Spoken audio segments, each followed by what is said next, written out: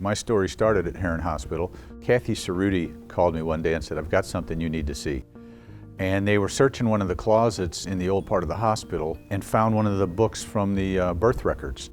And on the oldest page in the book is my birth record. And it's just kind of cool.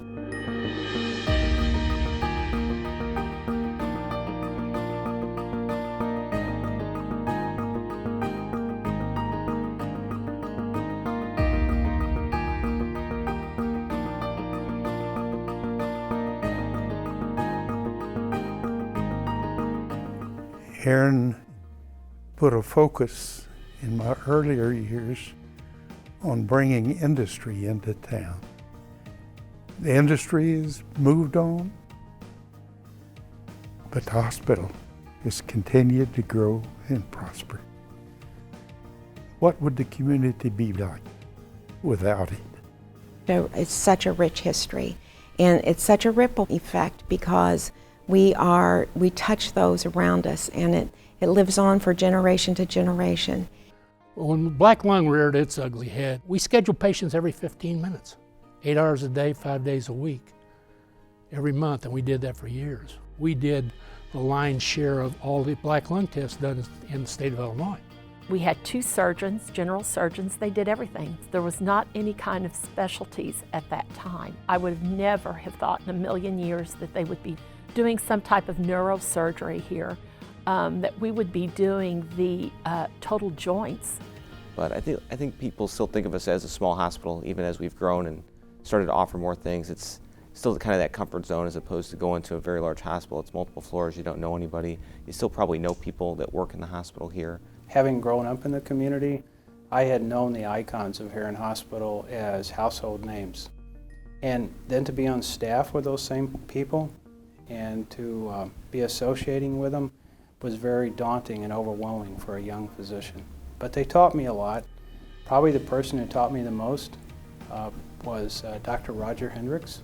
I'd been taught to be a doctor, I'd been taught the medical arts, but I hadn't been taught to be a physician. He taught me to be a physician.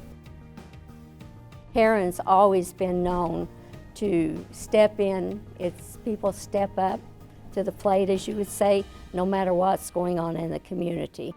The facility and the staff, they're top-notch. The people at Herrin Hospital have a passion for the care of other people. It's meaningful to them, it is important to them, and I share that every day they feel very strongly about the care that they give being part of their calling, part of their mission, and they demonstrate that in the way they do their work. That level of care, that quality of care in a small town is not the rule, it's the exception. I know that if one of the housekeeping staff is walking by a door and a patient says, "Oh, excuse me, can I get some help?" that person will instantly go into that room and find out what the patient needs and let the right people know. Not everybody has that. That's sweet.